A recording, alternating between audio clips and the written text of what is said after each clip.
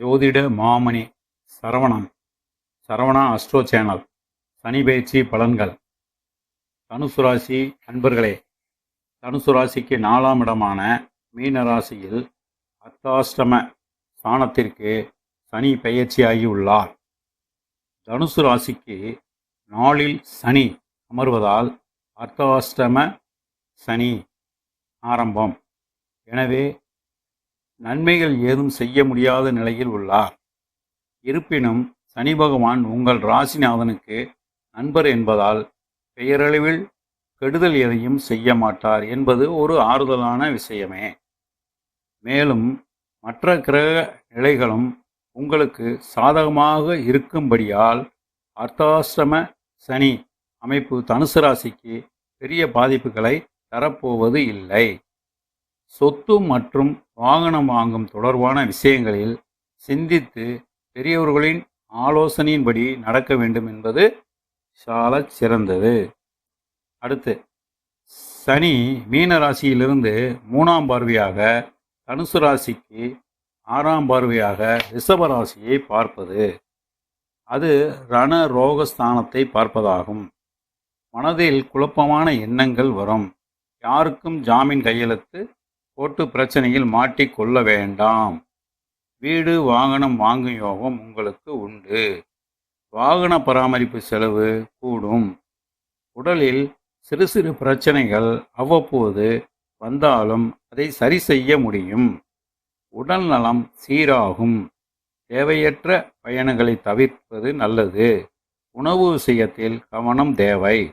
வாகனங்கள் மூலம் நிறைய செலவுகள் வர ஏதுவான நிலை உள்ளது. யாருக்கும் பணம் தொடர்பாக வாக்குறுதி தர வேண்டாம். எதிரியை வெற்றி கொள்வீர்கள். அடுத்து, சனி மீன ராசியிலிருந்து 7ஆம் பார்வையாக கன்னி ராசியை பார்க்கிறார். 10ஆம் இடமான கர்மஸ்தானம், அதாவது கர்மஸ்தானம் என்பது பதவி, ஜீவனம், தொழில், சமுதாய மரியாதையை போன்றதை குறிக்கும்.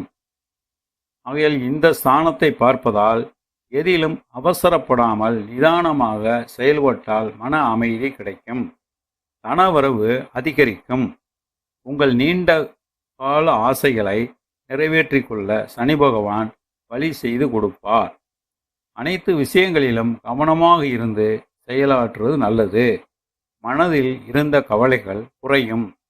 விலகி இருந்த உறவினர்கள் மறுபடியும் குடும்பத்தில் வந்து இணைவார்கள். பொருளாதாரமும் செழிக்கும். வெளியில் எதிர்பார்த்த சலுகைகள் கிடைக்க வாய்ப்புள்ளது. புதிய வண்டி வாகன சேர்க்கை உண்டு. சம்பந்தமில்லாத விஷயங்களில் ஈடுபடுவதை தவிர்க்கவும்.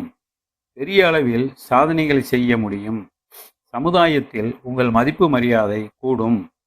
பயணங்களால் ஒரு சில நன்மைகள் கிடைக்கும். புதிய நண்பர்கள் அறிமுகம் ஆவார்கள். மனதில் தெம்பு கூடும். ஆன்மீகத்தில் நாட்டம் அதிகரிக்கும். குடும்பத்தில் அனாவசிய செலவுகள் ஏற்படாமல் சிக்கனமாக இருக்க உதவுவது நல்லது.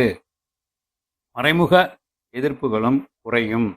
தேவைக்கேற்ப வருமானம் கிடைக்க வாய்ப்பு அமையும். குடும்பத்துடன் பயணங்கள் மேற்கொள்ள வேண்டி வரும்.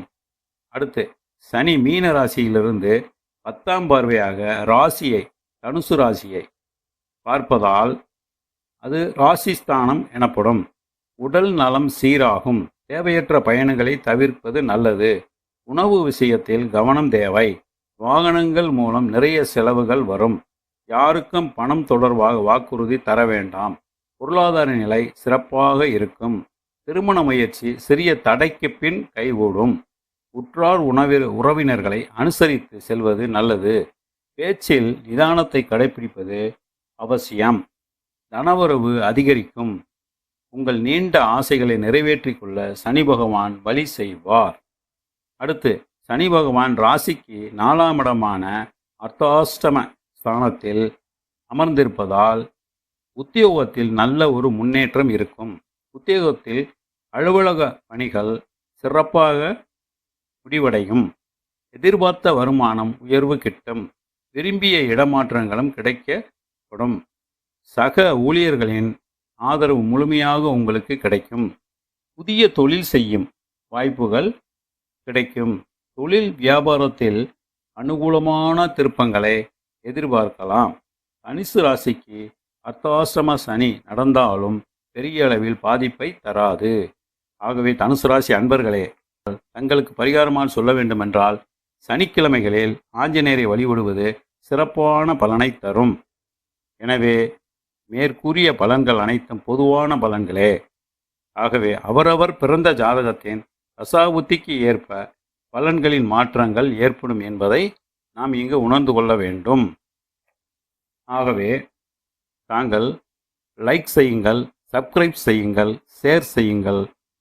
அப்பொழுதுதான் நான் போடும் அனைத்து பதிவுகளும் உடனுக்குடன் உங்கள் வந்து சேரும் என்பதை அன்புடன் தெரிவித்துக் கொள்கிறேன். நன்றி, வணக்கம்.